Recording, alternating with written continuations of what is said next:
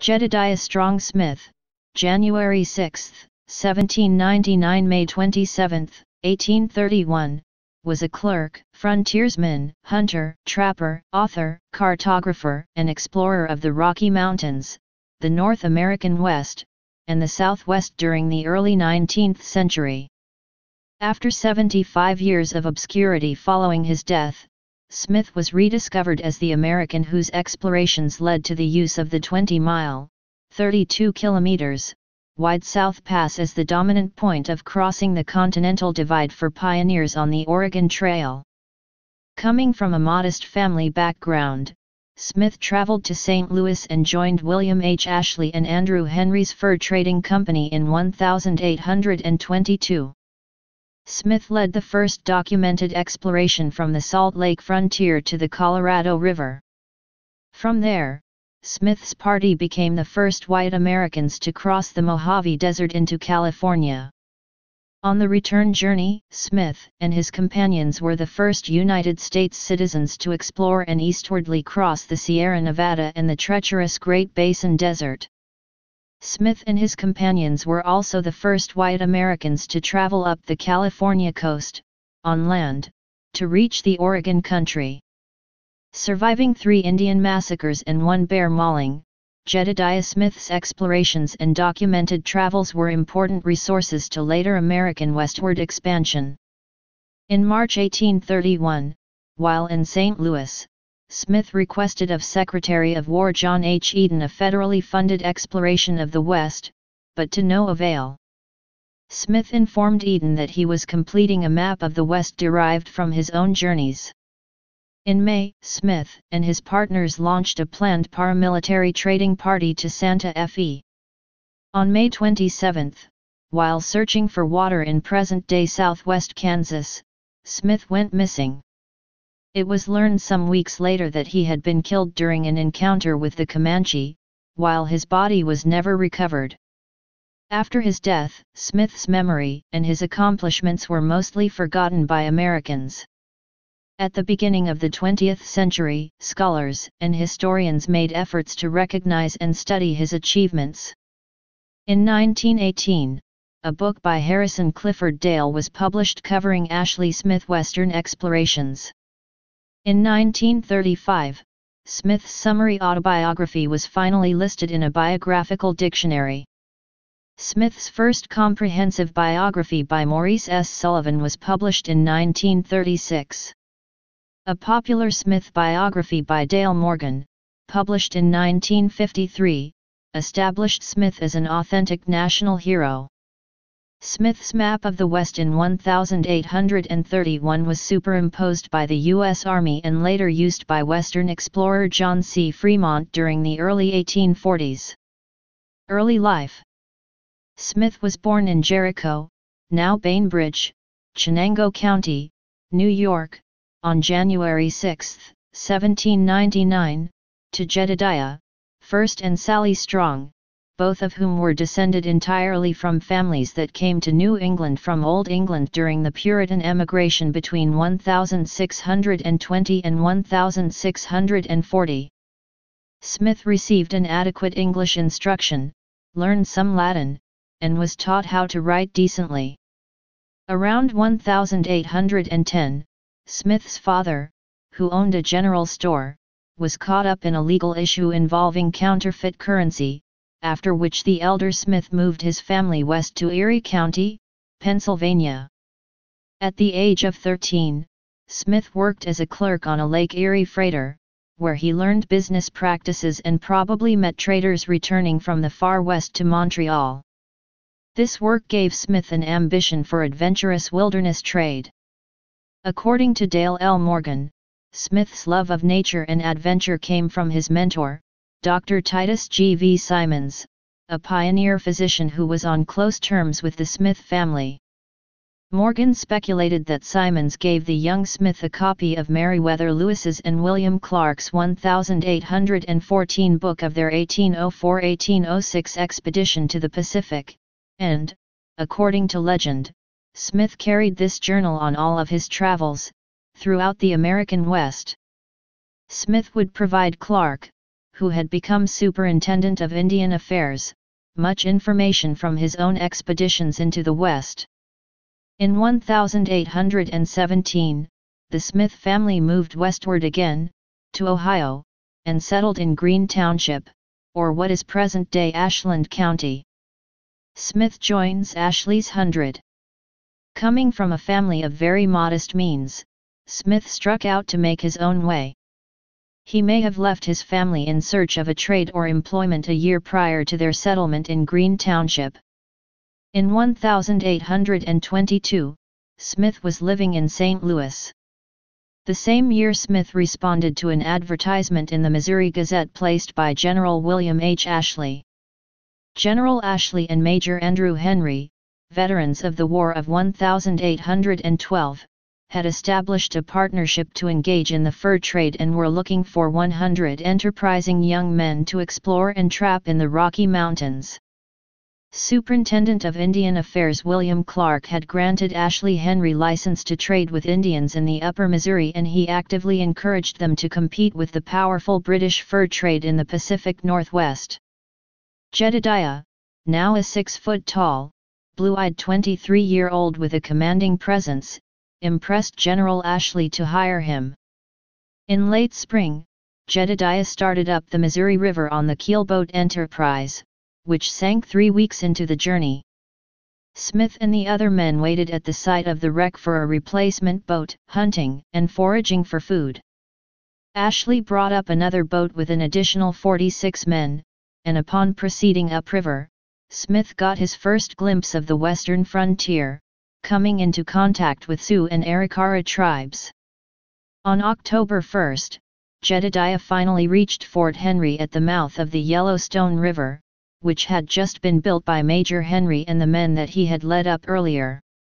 Smith and some other men continued up the Missouri to the mouth of the Musselshell River in central Montana, where they built a camp from which to trap through the winter. Arikara's Massacre. The next spring, 1823, Major Henry ordered Smith to go back down the Missouri to the Grand River to take a message to Ashley to buy horses from the Arikaras, who, due to a recent skirmish with Missouri Fur Company men, were antagonistic to the whites. Ashley, who was bringing supplies as well as 70 new men upriver by boat, met Jedediah at the Arikara village on May 30. They negotiated a trade for several horses and 200 buffalo robes and planned to leave as soon as possible to avert trouble, but weather delayed them, and before they could depart, an incident provoked an Arikara attack. 40 Ashley men, including Smith, were caught in a vulnerable position, and 12 were killed in the ensuing massacre. Smith's conduct during the defense was the foundation of his reputation. When his party was in danger, Mr. Smith was always among the foremost to meet it, and the last to fly. Those who saw him on shore, at the Rickary fight, in 1823, can attest to the truth of this assertion. Smith and another man were selected by Ashley to return to Fort Henry on foot to inform Major Henry of the disaster. Ashley and the rest of the surviving party rode back down the river, ultimately enlisting aid from Colonel Henry Leavenworth, who was the commander of Fort Atkinson. In August, Leavenworth sent 250 military men and along with 80 Ashley Henry men, 60 men of the Missouri Fur Company and a number of Lakota Sioux warriors, enemies of the Arikaras, they set out to subdue the Arikaras. After a botched campaign, a peace treaty was negotiated. Smith had been appointed commander of one of the 2 squads of the Ashley Henry men, and was thereafter known as Captain Smith. First Expedition, Grizzly Bear Attack, and South Pass. After the campaign, in the fall of 1823, Smith and several other of Ashley's men traveled downriver to Fort Kiowa. Leaving Fort Kiowa in September, Jedediah and 10 to 16 men headed west, beginning his first far western expedition, to make their way overland to the Rocky Mountains. Jedediah and his party were the first white men to explore the southern Black Hills, in present-day South Dakota and eastern Wyoming. While looking for the Crow tribe to obtain fresh horses and get westward directions, Jedediah was attacked by a large grizzly bear. Smith was tackled to the ground by the grizzly, breaking his ribs. Members of his party witnessed him fight the bear, which ripped open his side with its claws and took his head in its mouth. When the bear retreated, Smith's men ran to help him. They found his scalp and ear ripped off, but he convinced a friend, Jim Kleiman, to sew it loosely back on, giving him directions. The trappers fetched water, bound up his broken ribs, and cleaned his wounds. After recuperating from his bloody wounds and broken ribs, Jedediah wore his hair long to cover the large scar from his eyebrow to his ear. The only known portrait of Jedediah Smith, painted after his death in 1831, showed the long hair he wore over the side of his head, to hide his scars. The party spent the rest of 1823 wintering in the Wind River Valley. In 1824, Smith sent an exploratory expedition to find an expedient route through the Rocky Mountains. Smith was able to retrieve information from Crow natives. When communicating with the Crows, one of Smith's men made a unique map, buffalo hide and sand, and the Crows were able to show Jedediah and his men the direction to the South Pass. Jedediah and his men crossed through this pass from east to west and encountered the Green River near the mouth of the Big Sandy River in what is now Wyoming. The group broke into two parties, one led by Smith and the other by Thomas Fitzpatrick, to trap upstream and downstream on the Green. The two groups met in July on the Sweetwater River, and it was decided that Fitzpatrick and two others would take the furs and the news of the identification of a feasible highway route through the Rockies to Ashley in St. Louis. Canadian trapper Robert Stewart, employed by John Jacob Astor's Fur Company, had previously discovered the South Pass in 1812 while traveling overland back from the Pacific coast, but this information was kept secret. Smith later wrote a letter to Secretary of War John Eden in 1830 making the location of the South Pass public information. After Fitzpatrick left, Jedediah and his men again passed through South Pass, but their exact travels are unknown until they arrived in November 1824 at Flathead Post in Montana. Major Henry returned to St. Louis on August 30, and Ashley began making plans to lead a caravan back to the Rockies to regroup with his men. Henry declined to return with Ashley, instead choosing to retire from the fur trade. First rendezvous of 1825 and Smith, Jackson and Sublette partnership. Ashley left St. Louis late in 1824, and after an exploring expedition in Wyoming and Utah, he and Smith were reunited on July 1, 1825, at what would become the first rendezvous. During the rendezvous, Ashley offered Smith a partnership to replace Henry. Smith returned to St. Louis for a time, where he asked Robert Campbell to join the company as a clerk. Second rendezvous of 1826. During the second rendezvous in the summer of 1826, Ashley decided to no longer be directly involved in the business of harvesting furs. Smith left a cache near the rendezvous site at what would become known as Cache Valley in northern Utah, and he and Ashley traveled north to meet David E. Jackson, Virginia, and William L. Sublette, Kentucky, at Bear River area near present-day Soda Springs, Idaho. Ashley sold his interest in his and Smith's partnership to the newly created Partnership of Smith, Jackson and Sublette, but agreed to continue to send supplies to the rendezvous and broker the sale of furs brought to him in St. Louis. The new partners were immediately faced with the reality that beaver were rapidly disappearing from the region the two previous partnerships had traditionally trapped. But contemporaneous maps showed promise of untrapped rivers to the west, most notably the legendary Buenaventura. The Buenaventura was also thought to be a navigable waterway to the Pacific Ocean, possibly providing an alternative to packing loads of furs back to St. Louis. The previous spring, Smith had searched for rivers flowing to the Pacific west and northwest of the Great Salt Lake. Although he pushed into eastern Nevada, he failed to find the Humboldt River, the probable source of the legend of the Buenaventura.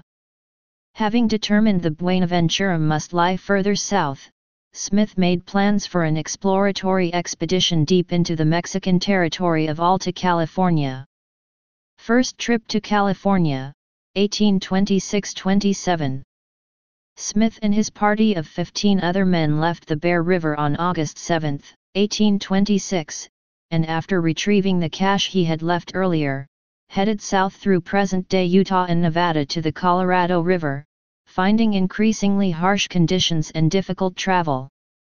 Finding shelter in a friendly Mojave village near present-day Needles, California, the men and horses recuperated and Smith hired 2 runaways from the Spanish missions in California to guide them west.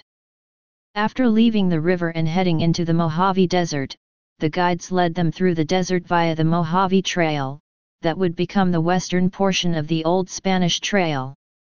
Upon reaching the San Bernardino Valley of California, Smith and Abraham LaPlante, who spoke some Spanish, borrowed horses from a rancher and rode to the San Gabriel Mission on November 27, 1826, to present themselves to its director, Father José Bernardo Sanchez, who received them warmly. The next day, the rest of Smith's men arrived at the mission, and that night the head of the garrison at the mission confiscated all their guns. On December 8, Smith was summoned to San Diego for an interview with Governor José María Echeandía about his party's status in the country. Echeandía, surprised and suspicious of the Americans' unauthorized entrance into California, had Smith arrested, believing him to be a spy.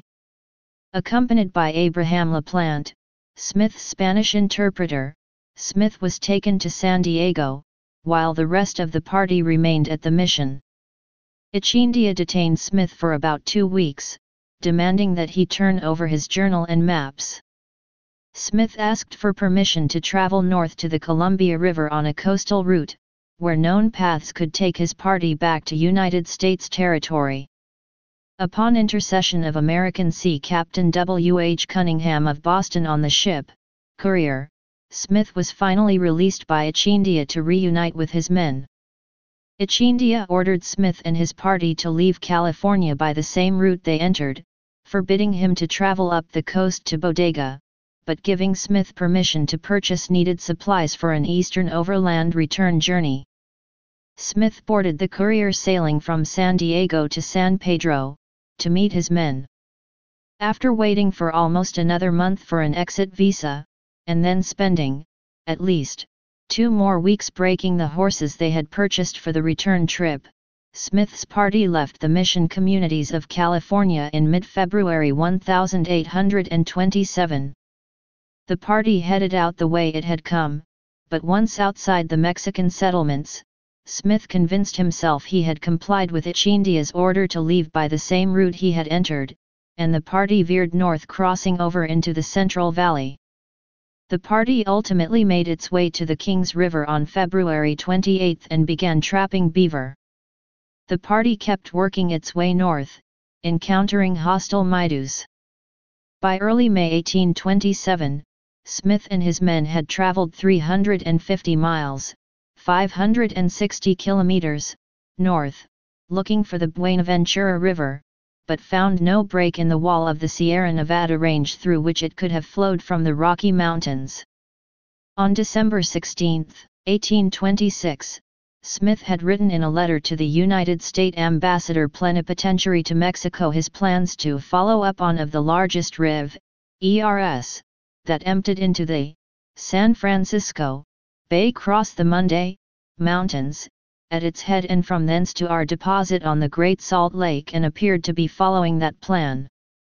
They followed the Cosumnes River, the northernmost tributary of the San Joaquin River, upstream, but veered off it to the north and crossed over to the American River, a tributary of the Sacramento that flowed into the bay. They tried traveling up the canyon of the South Fork of the American to cross the Sierra Nevada, but had to return because the snow was too deep. Unable to find a feasible path for the well-laden party to cross, and faced with hostile indigenes, he was forced into a decision, since they did not have time to travel north to the Columbia and make it in time to the 1827 rendezvous, they would backtrack to the Stanislaus River and re-establish a camp there. Jedediah would take 2 men and some extra horses to get to the rendezvous as quickly as he could and return to his party with more men later in the year, and the group would continue on to the Columbia. After a difficult crossing of the Sierra Nevada, near Ebbets Pass, Smith and his 2 men passed around the south end of Walker Lake. After meeting with the only mounted indigenes they would encounter until they reached the Salt Lake Valley, they continued east across central Nevada, straight across the Great Basin Desert just as the summer heat hit the region. Neither they nor their horses or mules could find adequate food, and as the horses gave out, they were butchered for whatever meat the men could salvage.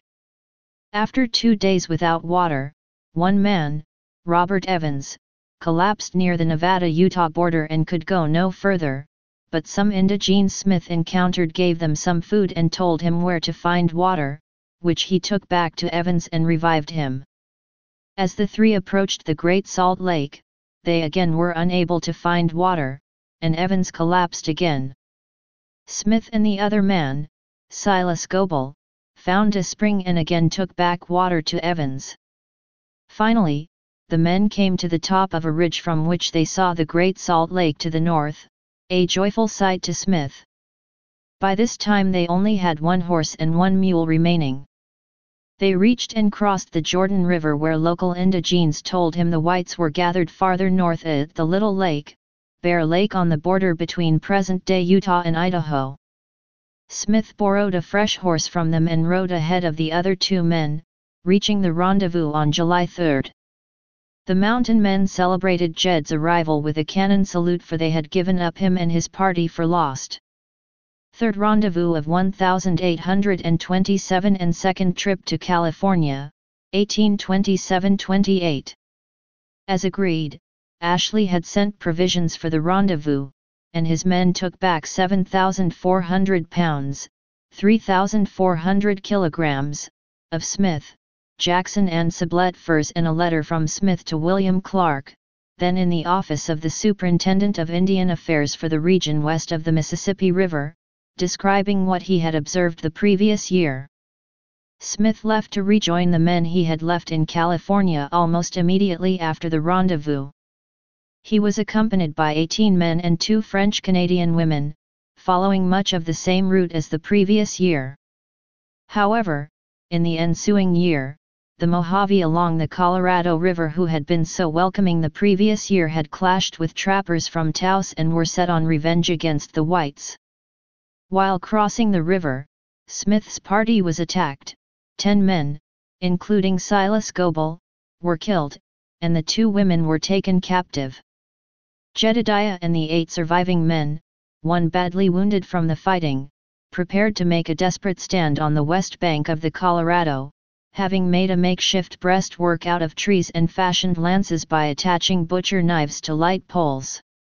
The men still had 5 guns among them, and as the Mojave began to approach, Jedediah ordered his men to fire on those within range. 2 Mojaves were shot and killed, 1 was wounded, and the remaining attackers ran off. Before the Mojave could regroup, Smith and 8 other surviving men retreated on foot across the Mojave Desert on the Mojave Trail to the San Bernardino Valley. Smith and the other survivors were again well received in San Gabriel. The party moved north to meet with the group that had been left in the San Joaquin Valley, reuniting with them on September 19, 1827. Unlike in San Gabriel, they were coolly received by the priests at Mission San Jose, who had already received warning of Smith's renewed presence in the area. Smith's party also visited the settlements at Monterey and Yerba Buena, San Francisco. Governor Echindia, who was at the time in Monterey, capital of Alta California, once again arrested Smith, this time along with his men. Yet despite the breach of trust, the governor once again released Smith after several English-speaking residents vouched for him, including John B. R. Cooper and William Edward Petty Hartnell in Monterey. After posting a $30,000 bond, Smith received a passport, on the same promise to leave the province immediately and not to return. Also as before, Smith and his party remained in California hunting in the Sacramento Valley for several months. Upon reaching the northern edge of the valley, the party scouted the route to the northeast afforded by the Pitt River, but determined it to be impassable, so veered northwest toward the Pacific coast to find the Columbia River and return to the Rocky Mountain region. Jedediah became the first explorer to reach the Oregon country overland by traveling up the California coast. Trip to the Oregon country. When Smith's party left Mexican Alta California and entered the Oregon country, the Treaty of 1818 allowed joint occupation between Britain and the United States. In the Oregon country, Smith's party, then numbering 19, and over 250 horses, came into contact with the Umpqua people. The tribes along the coast had monitored the party's progress, passing news of conflicts between the group and indigenes, and the Umpqua were wary. One of them stole an axe, and Smith's party treated some of the Umpqua very harshly in order to force the thief to return it. On July 14, 1828, while Smith, John Turner and Richard Leland were scouting a trail north, his group was attacked in its camp on the Umpqua River. At about 8 o'clock on the night of August 8, 1828, Arthur Black arrived at the gate of Hudson's Bay Company, HBC, post at Fort Vancouver, badly wounded and almost destitute of clothing. He believed himself to be the only survivor of the men at camp, but did not know of the fate of Smith and the two others. Chief Factor John McLaughlin, superintendent at the fort, sent out word to the local tribes that they would be rewarded if they brought Smith and his men to the fort unharmed, and began organizing a search party for them, but Smith and the two others, having been alerted to the attack and instead of returning to the camp climbed a hill above it and witnessed the massacre, arrived at the fort 2 days after Black. McLaughlin sent Alexander McLeod south with Smith, Black, Turner, and Leland and several HBC men to rescue any other men that had been in camp that had possibly survived, and their goods. After recovering several horses in bad condition, Black and Leland remained with some HBC men to care for them and the HBC horses, and Smith, Turner, and 18 HBC men proceeded to the massacre site. On October 28, they reached it and found 11 decomposed bodies, which they buried. They ultimately confirmed that all 15 of the unaccounted for men had died, and recovered 700 beaver skins and 39 horses, as well as Harrison Rogers' journals. George Simpson, Governor-in-Chief of the HBC, paid Smith $2,600 for the horses and furs, and in return, Smith assured that his American Fur Trade Company would confine its operations to the region east of the Great Divide. Smith remained at Fort Vancouver until the spring of 1829, when he and Arthur Black traveled back east to meet up with his partners. Blackfeet Expedition, 1829–30. In 1829, Captain Smith personally organized a fur trade expedition into the Blackfeet territory. Smith was able to capture a good cache of beaver before being repulsed by hostile Blackfeet Native Americans. Jim Bridger served as a riverboat pilot on the Powder River during the profitable Mountain Man expedition. In the 4 years of western fur trapping, Smith, Jackson, and Sublette were able to make a substantial profit and, at the 1830 rendezvous on the Wind River, they sold their company to Tom Fitzpatrick, Milton Sublette, Jim Bridger, Henry Freeb, and John Baptiste Gervais, who renamed it the Rocky Mountain Fur Company. Returned to St. Louis. After Smith's return to St. Louis in 1830, he and his partners wrote a letter on October 29 to Seconds of War John H. Eden, who at the time was involved in a notorious Washington cabinet scandal known as the Petticoat Affair, and informed Eden of the military implications in terms of the British allegedly alienating the indigene population towards any American trappers in the Pacific Northwest. According to biographer, Dale L. Morgan, Smith's letter was a clear-sighted statement of the national interest. The letter also included a description of Fort Vancouver and described how the British were in the process of making a new fort at the time of Smith's visit in 1829. Smith believed the British were attempting to establish a permanent settlement in the Oregon country. Smith had not forgotten the financial struggles of his family in Ohio. After making a sizable profit from the sale of furs, over $17,000, approximate $4 million in 2011, Jedediah sent $1,500 to his family in Green Township, whereupon his brother Ralph bought a farm. Smith also bought a house on First Avenue in St. Louis to be shared with his brothers. Smith bought 2 African slaves to take care of the property in St. Louis. The partners' busy schedules in St. Louis also found them and Samuel Parkman making a map of their cartographic discoveries in the West, to which Smith was the major contributor. On March 2, 1831, Smith wrote another letter to Eden, now a few months away from resigning due to the Petticoat affair, referencing the map and requesting to launch a federally funded exploration expedition similar to the Lewis and Clark expedition. Smith requested that Reuben Holmes, a West Point graduate and military officer, and himself would lead the expedition. Smith and his partners were also preparing to join into the supply trade known as the Commerce of the Prairies. At the request of William H. Ashley, Smith Jackson and Sublette received a passport from Senator Thomas Hart Benton on March 3, 1831, the day after Smith wrote his letter to Eden, and they began forming a company of 74 men, 22 wagons, and a 6-pounder artillery cannon for protection. Death. Having no response from Eden, Smith joined his partners and left St. Louis to trade in Santa Fe on April 10, 1831. Smith was leading the caravan on the Santa Fe Trail on May 27, 1831, when he left the group to scout for water near the lower spring on the Cimarron River in present-day southwest Kansas. He never returned to the group. The remainder of the party proceeded on to Santa Fe hoping Smith would meet up with them, but he never did. They arrived in Santa Fe on July 4, 1831, and shortly thereafter members of the party discovered a Comanchero with some of Smith's personal belongings. It was relayed that Smith had encountered and communicated with a group of Comancheros just prior to his approaching a group of Comanche. Smith tried to negotiate with the Comanche, but they surrounded him in preparation for attack. Most likely, the death of Jedediah Smith occurred in what was then northern Mexico Territory, south of present-day Ulysses, Grant County, Kansas. According to Smith's grandnephew, Ezra Delos Smith, there were 20 Comanches in the group. Smith attempted to conciliate with them, until the Comanches scared his horse and shot him in the left shoulder, with an arrow.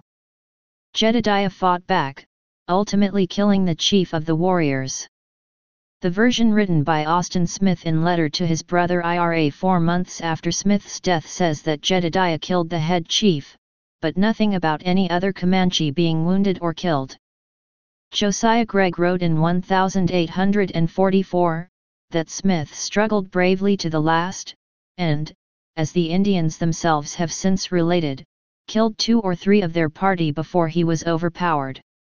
Smith stated that his granduncle had fought so valiantly that the Comanche believed he had been more than mortal, and that he could be immortal. It would be better to propitiate his spirit, so they did not mutilate his body, but later gave it the same funeral rites they gave its chief Austin Smith, Jedediah's brother, who along with another Smith brother, Peter, was a member of the caravan, was able to retrieve Smith's rifle and pistols that the Indians had taken and traded to the Comancheros.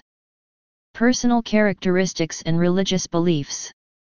Jedediah Smith was no ordinary mountain man.